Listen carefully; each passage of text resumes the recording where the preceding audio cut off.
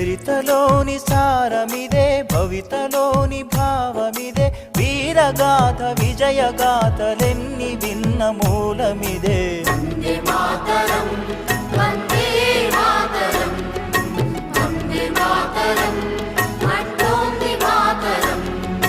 వందే మాతరం వందే మాతరం వందే మాతరం అంటోంది మాతరం.